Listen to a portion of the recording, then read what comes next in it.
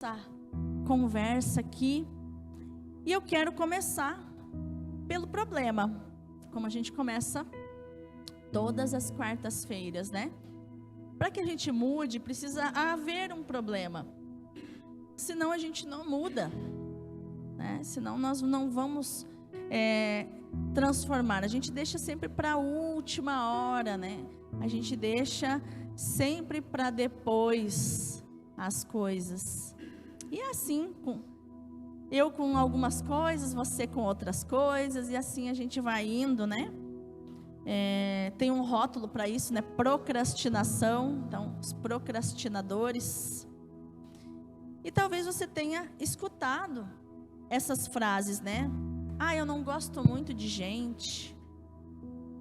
Ah, eu não gosto de homem pegajoso, não gosto de mulher pegajosa. Eu gosto mesmo de ficar sozinho no meu canto. Sabe, não gosto muito de me conectar com ninguém. Ou aquela pessoa que está conversando, como eu disse, né, no celular, e aí ela fica meio assim, se a pessoa olha no relógio, ou se desvia o olhar, ou se vai olhar para o celular, ela diz, ai, tá chato que eu tô falando, né? Aquela pessoa insegura. Então, talvez você já tenha ouvido pessoas falarem, talvez alguém já falou com você desse jeito, ou talvez você já teve essa sensação, né, de inadequação, de ser um peso, um estorvo para alguém, ou de estar incomodando, né? Talvez você tenha se sentido assim. Então, nosso objetivo aqui, com o programa de hoje, é que você possa transicionar de um relacionamento emocional possessivo, talvez, para um relacionamento espiritual nutritivo. Existe diferença, muita diferença. A nossa alma tem todas essas questões de dores, de enfermidades, de feridas, de traumas. E que ela, se a gente deixar que a alma faça do jeito dela, ela vai estabelecer relacionamentos possessivos. E a gente quer sair desse lugar. A gente quer sair desse nível baixo de relacionamento. Nível falso de relacionamento. E queremos transicionar para relacionamentos verdadeiros, duradouros, que inevitavelmente precisam envolver o espírito. O nosso espírito que está lá no fundinho da nossa alma, como eu explico na minha mentoria terapêutica, eu explico muito isso, né? Eu faço um desenho, inclusive, didático, para a pessoa entender onde está o espírito, onde está a alma, por que o corpo é o caminho. E nós vamos conversar sobre isso hoje. Então, o que nos diz a psicanálise a respeito dos relacionamentos? O que a psicanálise ela vai dizer, a psicologia também vai dizer que existe dois tipos possíveis de relacionamentos, né? A análise transacional, que é a linha terapêutica, que é a base, é a estrutura, é o alicerce do meu trabalho, ela veio de um psiquiatra, Dr. Eric Berne.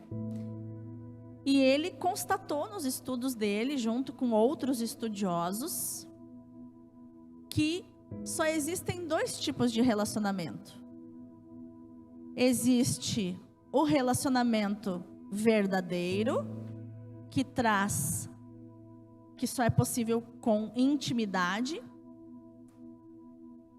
ou do outro lado está o relacionamento falso, que vai envolver os jogos psicológicos. Então ele vai ter jogos psicológicos. Então, ou você se relaciona verdadeiramente com intimidade, ou você de alguma forma está fazendo jogos psicológicos. E o que são os jogos psicológicos, Michele? Para a gente ter uma ideia, né, do que é.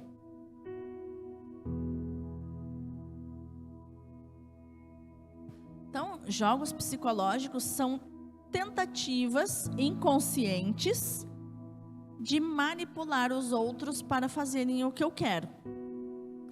Então, um exemplo de jogo psicológico, quando você se coloca como salvador das pessoas, é um jogo psicológico. Ah, mas Michele, como assim? Eu estou salvando as pessoas, estou defendendo os oprimidos, os pequeninos. Só que quando você defende e salva e quer salvar alguém que teoricamente pode se defender, você está dizendo que essa pessoa não é capaz de se defender sozinha. Entende? Então há, no profundo dessa atitude, uma certa prepotência de achar que o outro não é capaz de se defender.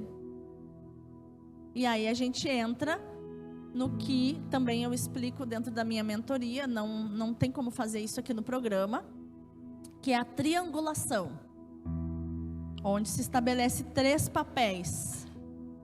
A vítima embaixo é um triângulo invertido, né? Triângulo invertido. Então, a vítima embaixo, o salvador e o perseguidor. Então, se cria essa triangulação e as pessoas entram numa espécie de teatro. Então, isso não é intimidade. Entende? Intimidade seria você dizer para a pessoa: eu vou te ajudar a você aprender a se defender. E começar a fazer perguntas para essa pessoa. A pessoa se apresenta como vítima, por exemplo, que é o prato cheio para o salvador, né? Se apresenta como vítima e daí, ai, fulano falou mal de mim e eu fiquei triste, eu perdi o emprego, ou, enfim, né? Toda aquela história. E você começa a fazer perguntas para essa pessoa. Mas ele falou mal de você, mas você não se defendeu? Você não esclareceu a situação? E começa a fazer perguntas para a pessoa. Então isso é o adulto saindo da posição de salvador e realmente ajudando a pessoa a se defender, a ela entender que ela precisa ter voz. Que ela, ainda mais se for uma pessoa adulta, está instalada então na criança, vítima ainda. Um outro jogo psicológico também é o se colocar como vítima de tudo. Ai, as pessoas malignas me perseguem, né? Eu acompanho muito, né, as lives do Padre Marco, né? E eu fico observando os comentários, né? Os comentários. Volta e meia tem aquela pessoa que é a vítima, né? Todos me perseguem, pessoas malignas tramam mal contra mim. É toda uma história de vítima, né? Então essa pessoa, ela recorre à oração para resolver aquilo que só seria ela sair daquele lugar. Entende? Então aquilo se torna um jogo psicológico. E claro, Padre Marco tem habilidade e tem o adulto desenvolvido para não entrar na postura do Salvador e querer salvar essa pessoa. Porque o Salvador, só existiu um que morreu na cruz por nós, Jesus. Então, as pessoas, quando elas estão na postura de vítima, elas não conseguem sair desse lugar. E se a gente ainda faz tudo por elas e salva elas e compra a briga delas e tira, né, e toma partido por elas, nós não estamos ajudando essa pessoa. E ela estabelece um jogo psicológico. Então, ela quer sentir que domina uma situação, então ela vem trazer uma perseguição nova para contar para a gente.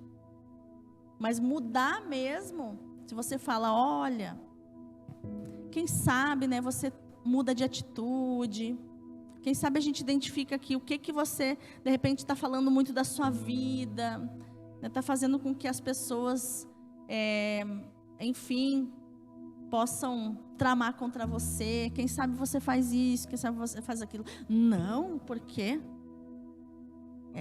sou perseguida. Então, tem uma historinha que eu gosto muito, né, para ilustrar a pessoa que faz esse tipo de jogo psicológico. E tem vários outros, tá? Eu não vou contar todos aqui, só para ilustrar para você. Então, a historinha é a seguinte: um homem foi abastecer o carro num posto de gasolina e viu um cachorrinho chorando. E percebeu que o cachorrinho estava chorando, sentado numa tábua cheia de pregos. E o cachorrinho estava chorando. E aí esse homem que foi abastecer perguntou para o frentista: olha, por que você não tira esse cachorro dali? Coitadinho, ele está ali sentado nos pregos e está chorando. Aí o frentista olhou, né? O frentista, acho que era terapeuta. O frentista olhou pro homem, pro cliente, né? Que perguntou e disse assim: ué, ele não está preso ali? É só ele levantar que ele sai dos pregos. Algum ganho ele está tendo em ficar chorando ali, sentado nos pregos. Então, o jogo psicológico, ele guarde isso. Ele sempre vai dar para a pessoa um ganho secundário, mesmo que esse ganho secundário seja num contexto onde essa pessoa está se colocando como vítima. Vai ter um programa que nós vamos falar só sobre vítimas, tá? Não é o nosso assunto aqui, né? Hoje nós vamos falar sobre apego. O que tudo isso tem a ver? Mas lógico, se eu não sei me apegar, eu não sei ter intimidade. Logo, se eu não vivo intimidade, eu vivo o quê? Jogo psicológico. Daí, eu sou vítima, eu sou salvador, ou eu faço o jogo psicológico da fofoca, ou eu faço o jogo psicológico do... eu só quis te ajudar. Sabe aquela pessoa que não pergunta se você precisa de ajuda e ela já sai ajudando? É um jogo psicológico. Então, tudo isso, né, tem os ganhos secundários. Então, como atingir o núcleo, o cerne da questão? Porque Michele, então eu vou me propor. Então, uma coisa que acontece aqui com o conhecimento de um programa como esse, é isso, né? Opa! Se eu, sem viver intimidade, eu estou vivendo jogos psicológicos, vou aprender sobre jogos psicológicos e vou mudar. Se eu quero, né, ter uma vida plena, feliz, uma vida como diz o Padre Marco, né? Ou vida que vale a pena, é vida com intimidade. Ou essa pessoa pode pender para outro lado. Vamos descobrir quais os jogos psicológicos que eu vou ficar craque neles para manipular todo mundo. Daí, essa pessoa, quando faz o jogo psicológico consciente do que ela está fazendo, daí tem um outro nome. Daí tem o nome de jogo de poder. Jogo de poder é quando a pessoa faz a manipulação sabendo o que ela está fazendo, tá? Jogando com as pessoas como quem joga xadrez, tá? Então, ou você está se relacionando com intimidade, ou você está vivendo em jogos psicológicos, que são relações falsas, tá? E aí, jogo psicológico tem para tudo. Marido e mulher, pai com filho, mãe com filho, filho com mãe, dentro de comunidade, dentro de paróquia, dentro do trabalho, e todo lugar tem. Inclusive o psiquiatra Eric Berne, né, o que eu citei antes, que é o teórico que embasou toda a análise transacional, ele estima que as pessoas passem Ó, vai cair o queixo agora. Passem em torno de 95% do tempo jogando em jogos psicológicos, fazendo joguinhos. 95% do tempo.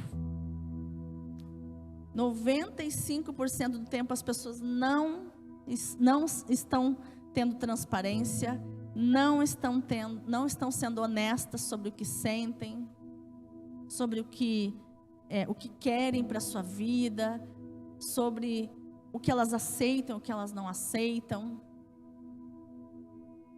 Né? Elas usam essas ferramentas, né? E ferramentas de manipulação tem um monte por aí.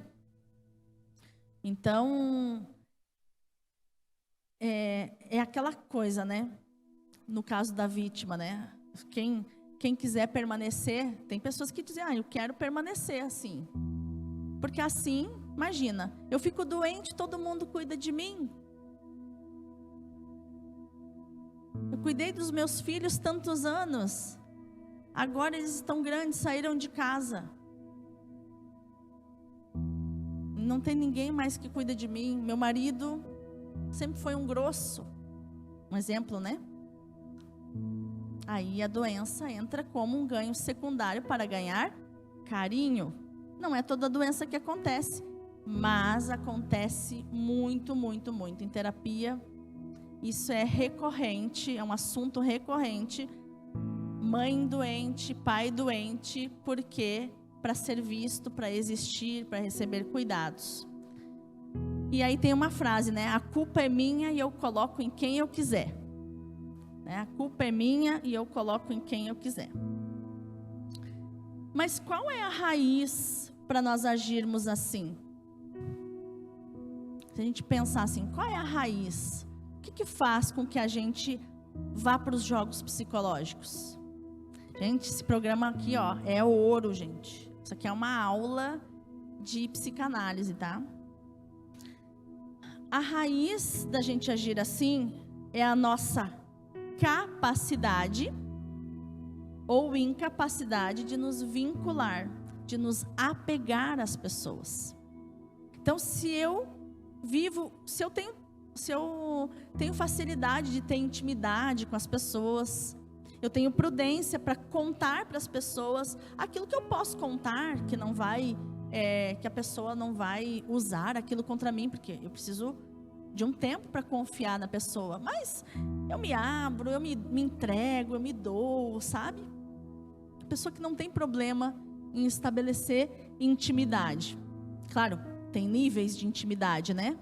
A intimidade, ela tem níveis, ela tem graus e ela vai aprofundando. Não vou ter a mesma intimidade com uma conhecida do que eu tenho, por exemplo, com meu marido, com os meus filhos, né? Ou com uma amiga de longa data. Então, a intimidade, ela tem graus, tá? Então, se eu sou uma pessoa que tenho facilidade de ter intimidade com as pessoas, eu tenho capacidade de me apegar, de me vincular. Se eu faço jogos psicológicos, eu tenho uma incapacidade de me vincular. Daí eu preciso de um pretexto para conversar com as pessoas, para me achegar nas pessoas. E aí eu uso o jogo psicológico, né? Aquele pretexto, aquela isca, para que a pessoa comece a se relacionar comigo.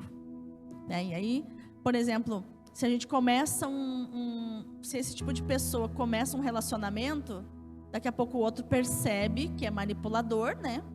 E diz, olha, eu não quero mais, eu quero que a gente siga o nosso caminho, né? Eu perdi a conexão com você e tal. Todas as coisas que se falam no término de um relacionamento, né? Aí o jogador é aquele que vai dizer, eu sou uma droga mesmo. Eu não presto mesmo. Não valho nada. Todo mundo me joga fora mesmo, tu vai ser só mais um. Entende? Começa a fazer o jogo para ver se o outro fica mais um pouco, para ver se o outro fica por pena, para ver se o outro... E aí imagina, como é que vai viver assim, gente? Como é que vai ter uma vida de qualidade desse jeito? É uma vida falsa, é uma pessoa vivendo na ilusão. E como que acontece, né, o apego, o vínculo que a gente chama? E esse vínculo é um vínculo de amor. E que quando falta, né, a falta de apego, a falta de vínculo, a gente chama isso na psicologia sistêmica de amor interrompido. Um exemplo. O bebê nasceu e nasceu prematuro e não pôde ir direto, né, para o colo da mãe, para dar aquela primeira mamada que o bebezinho já vai cheirando assim, né, já pelo cheiro ele já pega no peito imediatamente.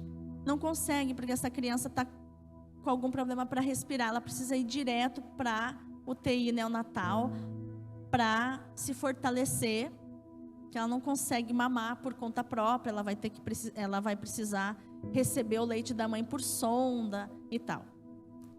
Essa falta desse apego, desse toque, desse bebê ir para o colo da mãe, ir para o peito da mãe, e sentir o cheiro da mãe, e sentir essa segurança, pode acontecer se essa mãe não compensar com muito colo depois que esse bebê sair da incubadora.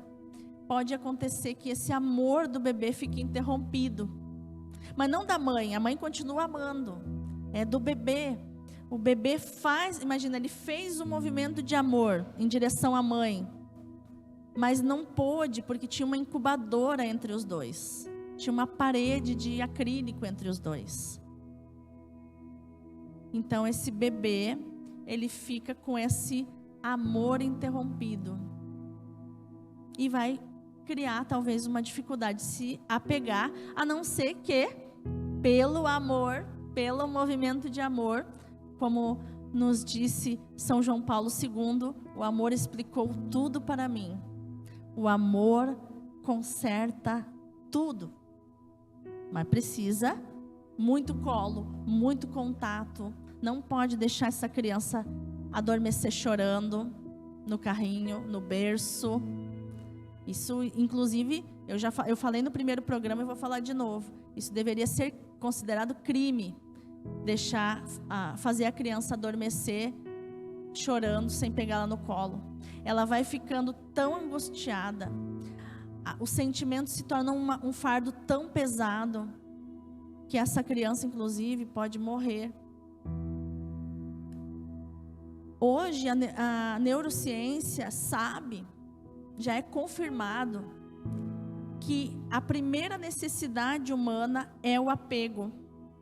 Eu sei que tem muitos amigos, não sei se o pessoal que me assiste, mas eu tenho muitos amigos que já estudaram a pirâmide de Maslow, né?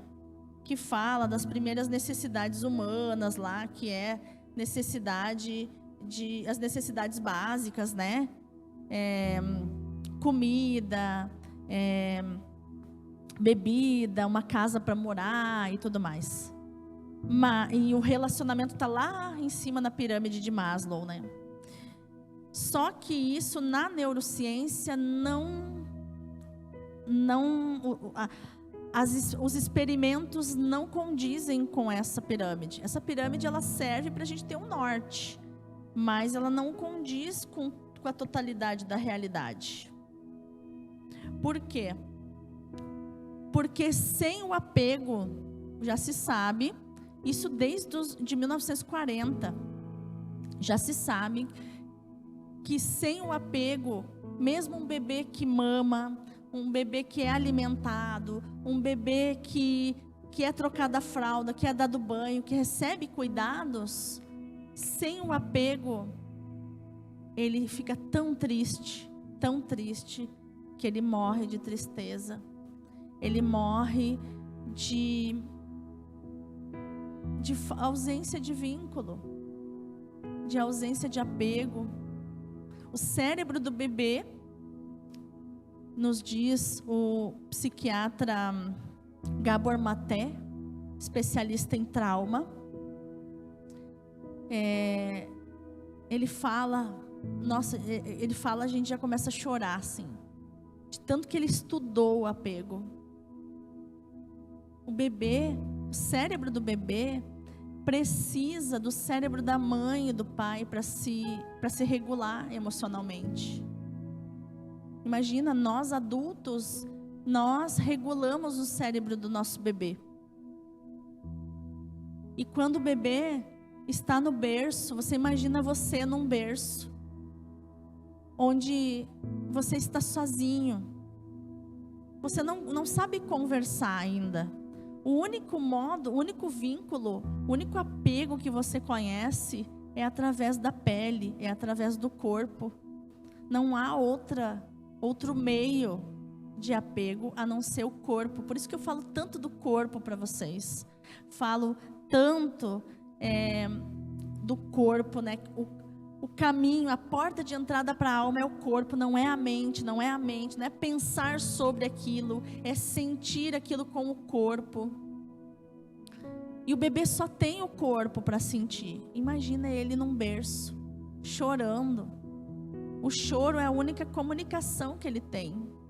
Existem os tipos de choro para comunicar aquilo que ele quer comunicar. Quem quiser ouvir, eu tenho gravado e posso mandar para você. Os tipos de choro para reconhecer se é fome, se é sono, se é dor, se é algum incômodo. Tem o chorinho do bebê. E ele está ali sozinho. Ninguém veio me atender. Ninguém, eu estou sozinho. Isso é tão pesado para o bebê, tão pesado para a criança, que ela pode até morrer. Porque a carga emocional é muito pesada. Muito pesada. E foi feito realmente um experimento, se eu não me engano, nos anos 40, onde foi colocado, eram bebês órfãos, né? Foram colocados, não me lembro que país era, mas se você colocar no Google, você vai achar facinho esse experimento, tá? Um experimento cruel, mas época de guerras, de tudo mais, né? Então a gente não... eram épocas também que as pessoas, os cientistas não tinham muito critério para as coisas. Enfim, não podemos pensar lá com o pensamento de hoje. Fora do contexto, né? Mas olhar, o que aconteceu nesse experimento? Colocaram então bebês órfãos, recém-nascidos. Eram 20 bebês. Num quarto, tinha assim o quarto A e o quarto B, vamos colocar assim. 10 bebês no quarto A e 10 bebês no quarto B. Todos os bebês, tanto do quarto A quanto do quarto B, recebiam alimentação na mamadeira, era trocada a fralda diariamente, né, todas as horas que precisasse. Tinha os cuidadores do quarto A e do quarto B. Eles recebiam banho, né, era dado banho neles, era trocada a fralda, eram cuidados igualmente, com uma diferença. No quarto A, os cuidadores podiam pegar os bebês no colo, conversar com eles, cantar para eles, embalar eles. Todos os 10 bebês do quarto A sobreviveram. No quarto B, os cuidadores eram proibidos de pronunciar qualquer palavra. Eles entravam em silêncio, davam a mamadeira para o bebê sem pegar no colo, davam a mamadeira direto, eles deitadinhos. Trocava a fralda em silêncio, dava banho em silêncio, o mínimo de contato físico, o mínimo de toque, e nenhuma palavra, nenhum embalo, nenhum colo, nada. Em 4 meses eles terminaram esse experimento. Porque dos 10 bebês do quarto B, 8 tinham morrido. Só sobraram 2. O que esse experimento nos diz? Esse experimento cruel nos diz que nós somos seres sociais. Nós precisamos do apego. Nós precisamos do contato físico. E muitas vezes, na nossa infância, nós não temos esse vínculo. Nós ou tivemos pais muito ocupados, ou pais agressivos, ou, enfim, pais... Hoje em dia, né, a criança não tem mais o contato olho no olho, porque os pais estão no celular, porque os pais dizem, vai falando que eu estou te escutando. Só que o contato de qualidade se dá nos olhos, olhando nos olhos. Por isso que eu falei para os casais, aquele dia que a gente falou sobre intimidade, né? O olho no olho, porque os olhos são a janela da alma. Então, quem se olha nos olhos está conectado de alma. E a criança, então, ela precisa se apegar a um adulto. Então, de acordo com a resposta desse adulto, então imagina, a criança precisa se apegar ao adulto. E de acordo com a resposta que esse adulto dá, estando ausente, sendo indiferente, sendo agressivo, violento, ou estando disponível, fortalecendo também o vínculo com a criança, encorajando ela a caminhar, a dar os primeiros passos, estar disponível ali sempre que a criança quiser mamar, pegar no colo. Então, dependendo como esse adulto, esses pais, esses cuidadores, respondem à criança, ela vai desenvolver um padrão de apego que ela vai reproduzir nos seus relacionamentos, quando ela crescer e ficar da idade adulta, tá? Relacionamentos amorosos, relacionamentos de amizade, isso a partir da adolescência já vai se desenhar. Qual é o padrão de apego que essa pessoa se encaixa? E, segundo esses estudos, tá? E depois, inclusive, se você quiser recomendação de uma série de TV aí para maratonar a série, me chama no privado que eu te digo o nome da série para você maratonar, que fala exatamente isso, vai narrar o que eu vou dizer para você agora, que é os tipos de apego. Então, quem votou lá, depois eu vou voltar nos meus stories e vou ver quem é que acertou, né? Que eu perguntei quantos tipos de apego a gente tem. Teve uma pessoa que diz assim, eu não me apego a ninguém, então, portanto, é 0 tipos de apego que eu tenho, né? Agora nós vamos ver o quanto disso é fuga e o quanto é verdade. Então, nós temos, gente, 4 tipos de apego, tá? Se você votou lá na enquete, 4 tipos de apego, você acertou.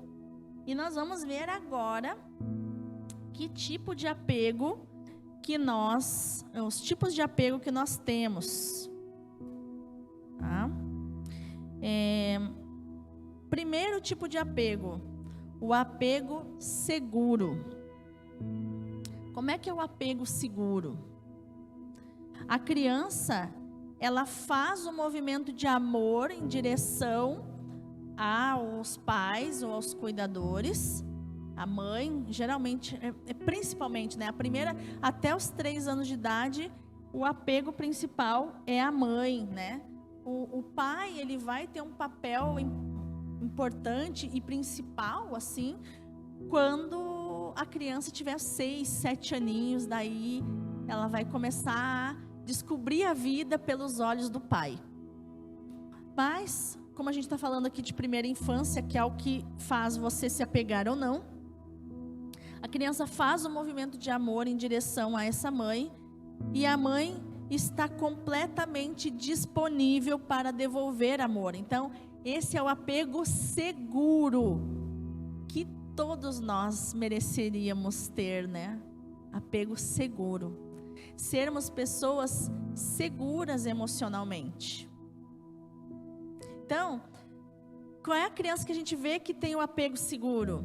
Aquela criança que vai nos braços de todo mundo, que, claro que tem uma fase que a criança estranha, né? Mas que, em geral, antes dessa fase de estranhar, ela ia com todo mundo, dava o bracinho para todo mundo. Tá num lugar assim, ela já grita, né? E tal, e conversa, faz aquelas conversinhas. Se ela está aprendendo a caminhar, é aquela criança que você segura ela um pouquinho, daqui a pouco ela já alguém chega na frente, assim, aí ela joga os bracinhos e vai dando uns passinhos.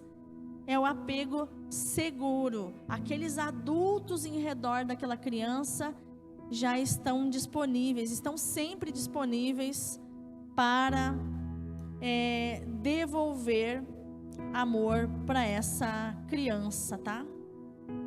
Para essa criança. Então, é uma pessoa, quando essa pessoa que teve o apego seguro crescer, ela vai ser uma pessoa segura de si.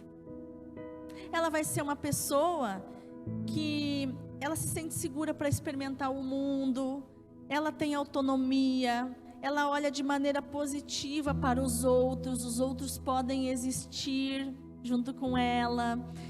Quando tem um parceiro, né? Olha de maneira positiva para o parceiro, então não tem raiva do marido, olha de maneira positiva, admira o marido. Esse marido, se teve um apego seguro, ele admira a esposa, ele não compete com ela, ela não compete também com ele. Então, são pessoas que têm apego seguro. E nessa série, um dos dois tem apego seguro. Nessa série aí que eu vou recomendar para quem me chamar no privado, tá? Para quem me chamar, pode ser no direct, pode ser no WhatsApp. Muita gente tem meu WhatsApp. Essa pessoa se entrega e vive a intimidade. E também curte ficar sozinha. Que a gente chama não de solidão, a gente chama de solitude. Ela gosta de ficar na solitude. Outro tipo de apego que nós temos, eu vou falar para você depois do nosso intervalo. Agora nós temos o segundo tipo de apego, que é o apego evitante. É aquela pessoa que na infância, né, quando era um bebê, experimentou alguma hesitação no apego. A mãe não estava disponível. Então, isso configura muitas vezes o amor interrompido. Às vezes, por exemplo, não é que sempre a mãe estava indisponível. Pode ter acontecido, por exemplo, algum caso de a mãe foi ali na vizinha da frente e deixou o bebê sozinho. O bebê já caminhava, daí o bebê saiu à procura da mãe. Para um bebê, ele não tem noção do quintal de casa, da rua. Ele acha que a mãe sumiu. E isso causa em nós, né, quando bebezinho, essa sensação de abandono, essa sensação de rejeição. E isso fica gravado profundamente na nossa alma. Então, a gente chama isso de amor interrompido. Porque houve um movimento da criança em direção à mãe, para buscar o amor da mãe. No caso, a criança, o bebê se sentiu sozinho, foi procurar a mãe tinha ido na vizinha da frente, por exemplo. Aí a mãe voltou, só que aquilo ficou interrompido na criança. A criança começou a chorar, mamãe, mamãe. Ficou interrompido, e às vezes a criança não consegue se conectar mais da mesma forma, né? Isso acontece, por exemplo, quando a criança se perde na praia, se sente abandonada, se perde no supermercado, sente assim, meu Deus, foram embora, me deixaram aqui, me abandonaram. Essa sensação de abandono, então, faz com que essa pessoa, claro, quanto mais experiências ela tiver de abandono, mais evitante ela vai ficar. Então, os níveis é de cada um, porque cada pessoa faz a leitura do trauma conforme o que sente. Tem pessoas que sentem mais intensamente as coisas, outros não. Né? Então, o Dr. Gabor Maté, ele fala que o trauma, muitas vezes, não é o ato violento em si. Não é tanto isso. É também, mas não é apenas o ato violento em si. É o ter sido deixado sozinho. Quando aquela criança que sofreu esse trauma foi procurar um adulto para compartilhar, para confidenciar. Então, por exemplo, com as meninas acontece, né, nos casos o trauma do abuso, né? Às vezes de um padrasto ou do próprio pai, mas vamos colocar um padrasto, né? A menina sofreu o abuso do padrasto e aí foi contar para a mãe. Então já foi traumático ter sofrido o abuso. Ela já se sente culpada porque ela acha que teve alguma responsabilidade por aquele toque que o padrasto deu. Já tem toda uma questão de culpa nessa criança. E daí ela vai procurar a mãe chama a menina de tudo que é coisa. Ah, sua vagabunda, sua não sei o quê, está se atirando para o meu marido, porque é padrasto, né? Então acontece muito do trauma ter sido esse momento que eu não tive a minha mãe não acreditou em mim. A minha mãe me abandonou. A minha mãe preferiu o meu padrasto do que eu. E isso fica gravado. Isso fica gravado. Então, essa pessoa, na idade adulta, ela vai evitar o apego e a necessidade de relacionamento. Então, vai ser aquela pessoa que vai dizer assim, que ela não gosta de pessoas, que ela não gosta de pessoas pegajosas, né, como o exemplo que eu dei no início, que ela até gosta de conversar, mas ela gosta mesmo de ficar sozinha. Então, essas pessoas elas estão em processo de negação, e elas negam a necessidade do apego. Esse é o tipo de pessoa do apego evitante, é o tipo de pessoa que vai precisar de terapia para fazer um processo de admitir que precisa do apego, que precisa apegar-se. Porque ela acha que não consegue viver sem se apegar, que consegue viver sem se apegar. Então, a terapia ela vai servir para essa pessoa, não é ser convencida, mas ela realmente ver que ela precisa se vincular, precisa se apegar.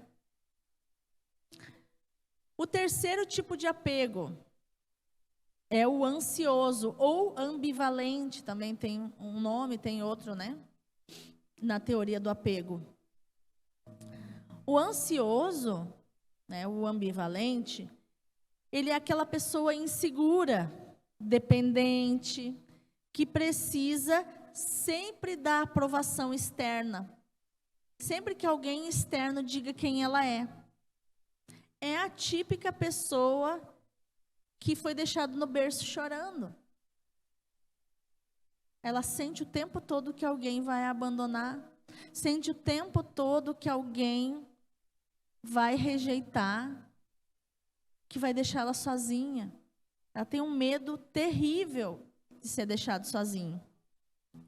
Então, eles se sentem, ao mesmo tempo que eles têm medo do abandono, eles se sentem um peso. Porque essa foi a sensação quando foi deixado chorando, quando foi deixado sozinho, quando foi deixado sozinho em casa, quando não foi acolhido, não foi amado, quando caiu no chão e a mãe disse, levanta. Não estou dizendo que sempre sempre, que nunca pode ser assim, né? Às vezes a criança maiorzinha, né? Levanta, a gente dá ali limpa os joelhos e assim com bom humor, mas sempre com acolhimento. Né? Nunca sendo indiferente à criança. A criança, a própria indiferença, ela traumatiza muito a criança. Então, essas pessoas, elas se sentem um peso. Quando elas veem que o interlocutor é aquela pessoa com quem a gente está falando, né? Se chama assim. Ela vê que o interlocutor, por exemplo, olha no relógio, olha no celular, ou desvia o olhar quando ela está falando.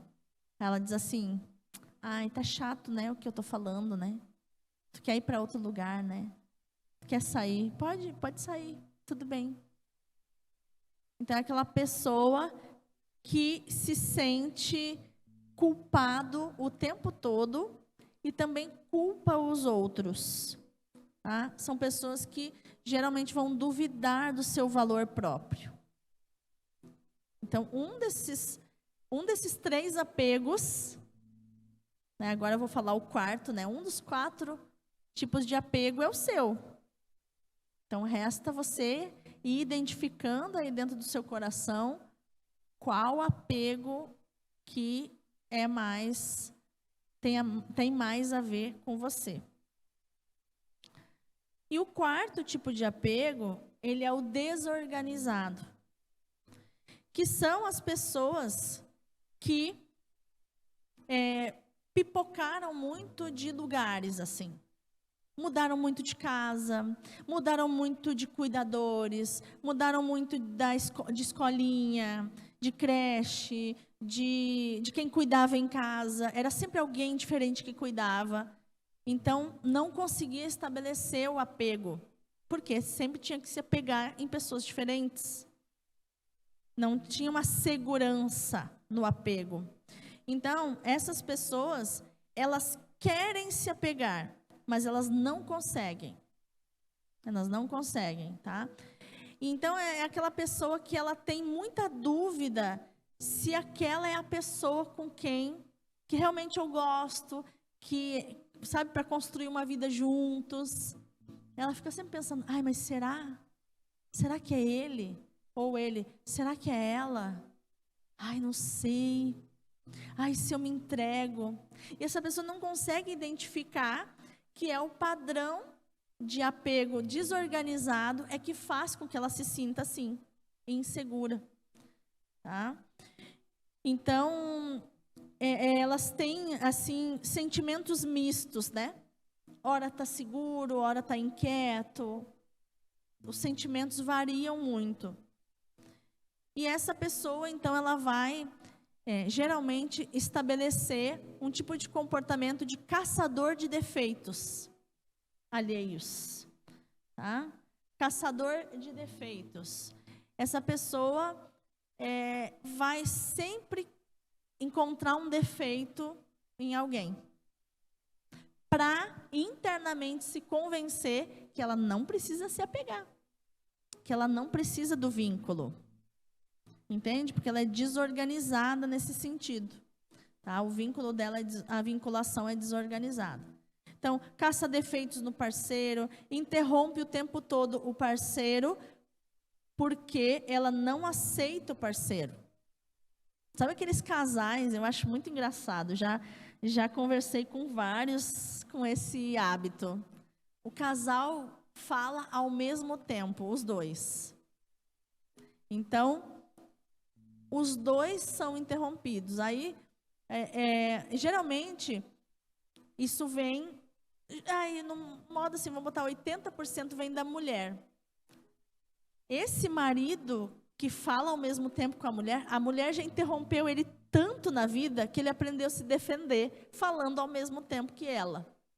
Então, é aquele casal que fala ao mesmo tempo um com o outro, porque a mulher tem apego desorganizado, ela interrompe o tempo todo, ela não aceita a opinião dele, ela sempre é do contra, que ela não aceita o parceiro, porque é aquela pessoa que busca o tempo todo razões para ficar sozinha, para não se apegar.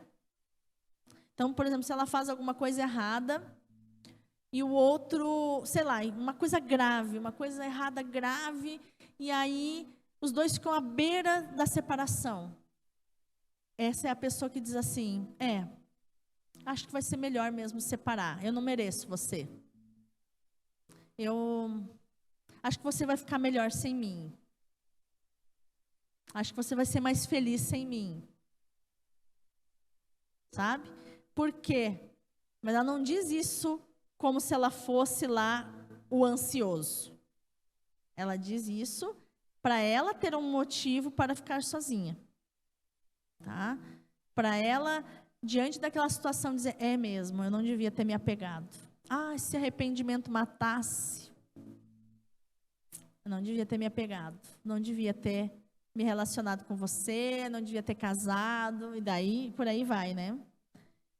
Então, essa pessoa é aquela que está casada, mas não se apega, porque o outro tem defeitos, tá?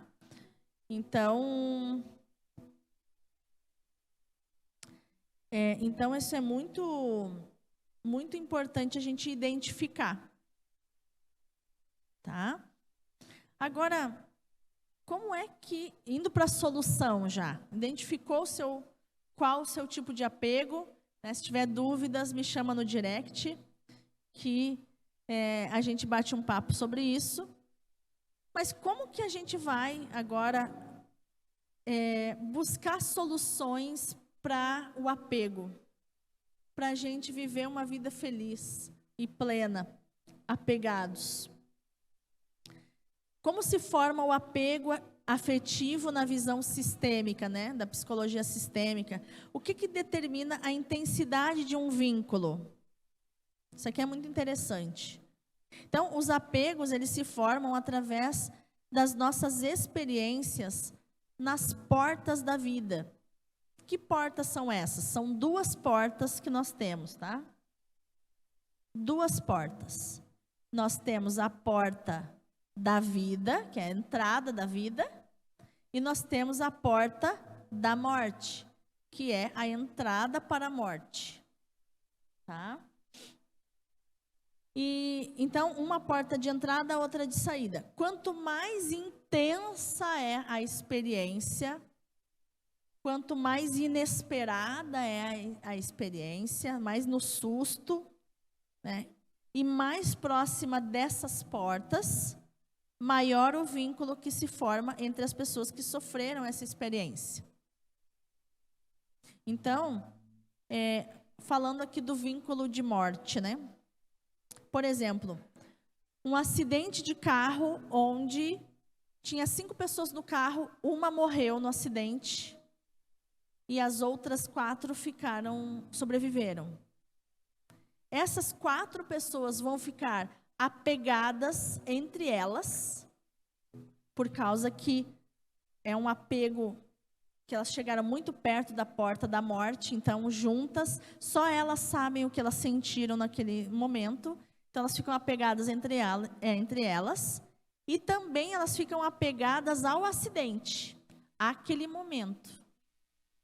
Então, tudo na vida delas vai conversar com elas, baseado nesse acidente.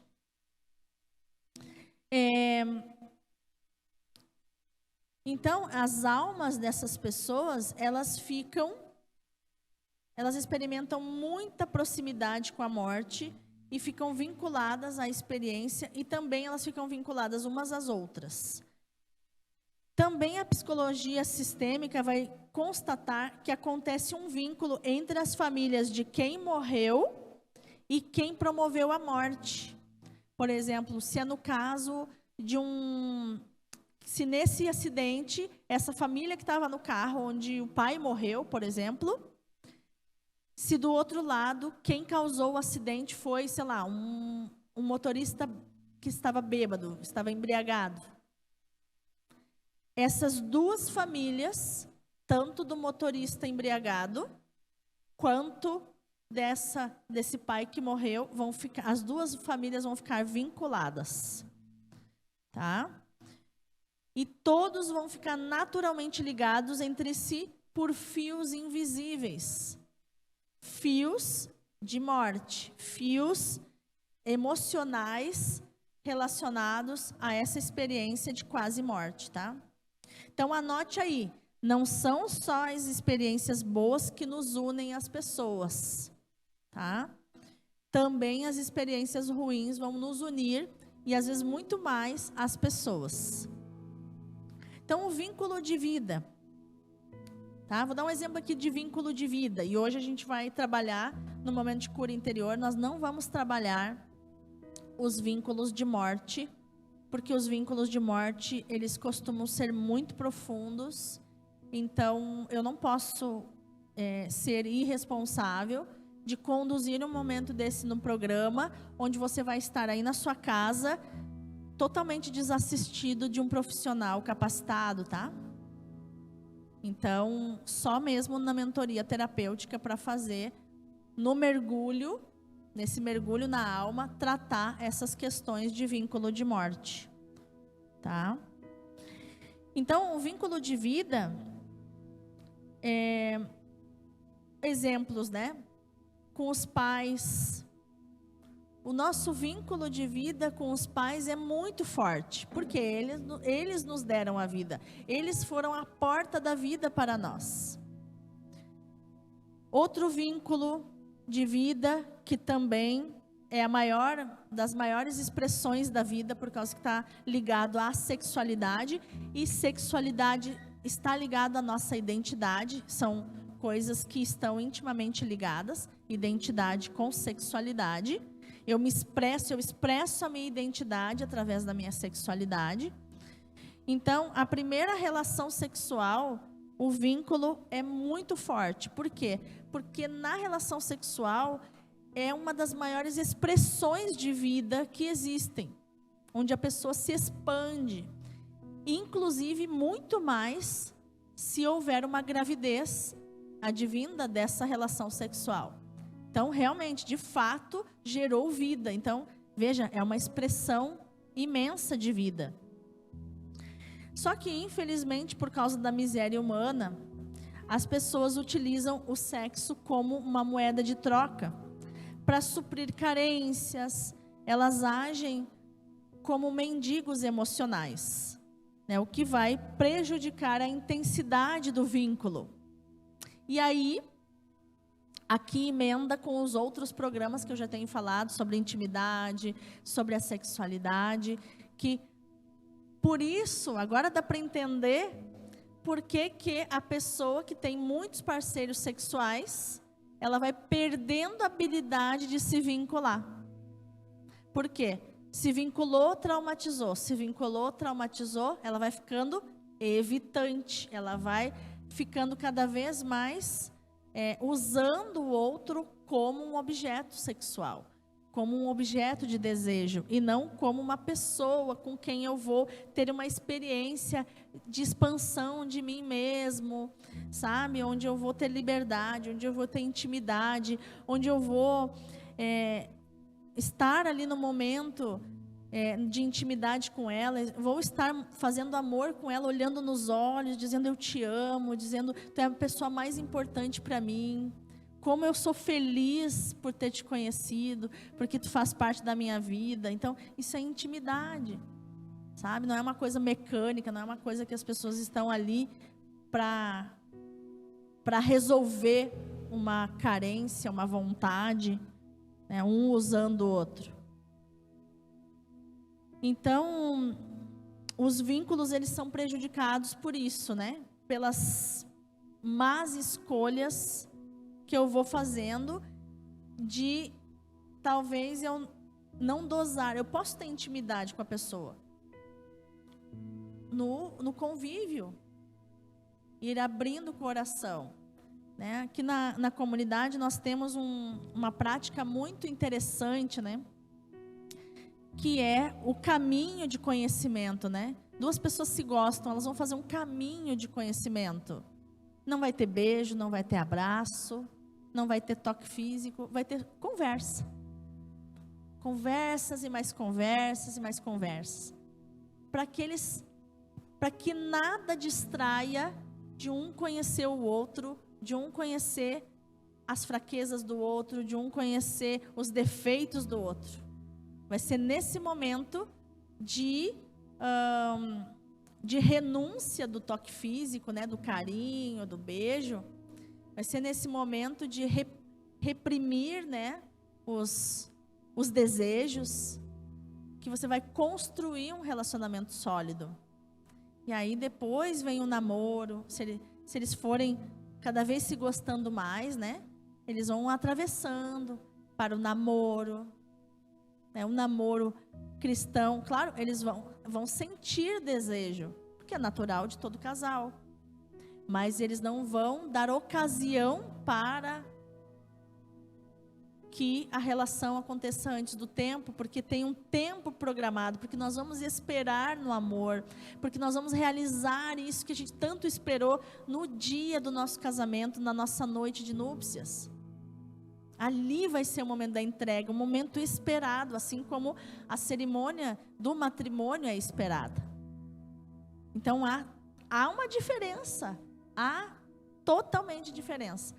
Quem paga esse preço de só viver a intimidade depois que casa, quem vive a intimidade antes não paga o mesmo preço. Não vai dizer que não, porque não. Não vai dizer que paga, porque não. Não, essa espera, essa paciência, não.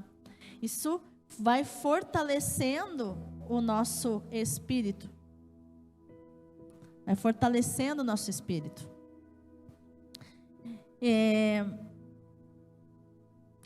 E aí, gente, a gente pode olhar, né? Vou passar assim bem voando nesse assunto, porque nós vamos ter mais para o fim do ano, no dia do nascituro, nós vamos falar sobre essas questões, né? Enfim, aqui no YouTube também a gente fica meio restrito tudo que a gente vai falar. Mas vamos imaginar um caso como aconteceu, né, de aborto. Todos os envolvidos ficam emocionalmente vinculados para sempre. Foi sacrificada uma vida. Houve uma morte. Houve uma injeção na barriga dessa menina, até chegar no coração do bebê e na cabeça, para gerar dores terríveis. Houve um momento gradativo de muitos minutos vivendo a morte. Tá? Então, esses dois adolescentes, essa menina e esse menino, vão ficar o resto da vida vinculados. Eles vão ficar vinculados por fios invisíveis. A adolescente, ou a jovem mulher, né, o pai do bebê, ou se é um estuprador, eles ficam vinculados. Tá? E junto com eles, os pais de ambos também ficam vinculados. O juiz que concedeu esse crime vai ficar vinculado também a essa história, que deu a sentença. Os advogados ficam vinculados a essa morte. Os médicos e enfermeiros. E também quem é a favor da morte também fica vinculado por fios invisíveis nesta morte, tá? Todos ficam emaranhados e atados à porta da morte, sendo que este jovem casal deveria estar perto da porta da vida, que foi onde foi concebida a criança. Foi na porta da vida. Foi numa experiência sexual, foi numa experiência onde os dois eram namoradinhos, mesmo que eram de menor. Hoje os pré-adolescentes, os adolescentes, eles são muito avançadinhos e eles vão experimentando. Só que eles necessitam de ordem na casa, de cuidados, de um adulto presente para regular, né, o cérebro deles. para colocar leis, para colocar ordem, que não foi o que aconteceu. Então, esse caso não se encerrou com a morte do bebê. Esse caso se estenderá emocionalmente para o resto da vida desses dois. Quais as consequências? A gente não tem muito como saber. A gente tem uma ideia do que pode acontecer no emocional dessa menina, no emocional desse rapaz, desses jovens. Mas há um trauma, tá? E esse trauma de ir muito rapidamente de uma porta, da porta da vida, para a porta da morte, é um trauma que não sai da pessoa. A morte do bebê não apaga a gravidez. Não passa uma borracha. Fica gravado. O corpo já leu que existia uma criança ali. O corpo se preparou para que o bebê, para existir um bebê ali. E o corpo pergunta: onde está? O que fizeram com ele? Tanto que tem risco, alto risco esses procedimentos. Porque o corpo não aceita. O corpo não aceita. E a alma também não aceita.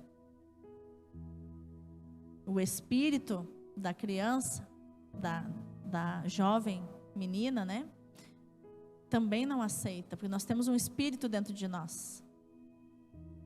Mas quer fazer, porque eu quero ser livre, porque eu quero hoje, porque eu quero me livrar. Tem toda uma questão emocional. Mas há então esses fios invisíveis.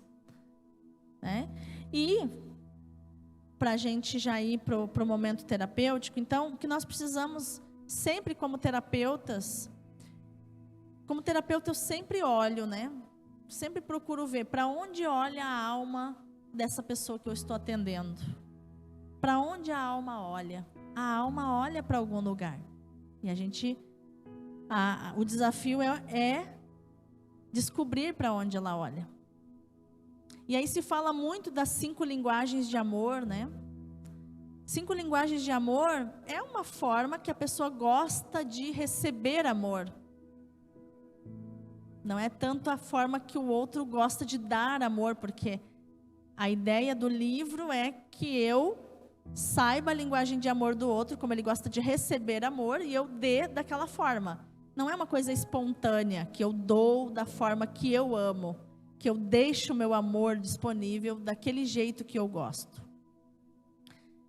Então, as 5 linguagens de amor, elas são palavras de afirmação, que é dizer palavras, elogios para a pessoa, atos de serviço, que é fazer algo para a pessoa, tempo de qualidade, que é passar tempo com a pessoa, toque físico, que é abraçar, beijar, fazer carinho, e receber presentes, quando a pessoa gosta de receber presentes. Só que o que é o meu convite da gente olhar?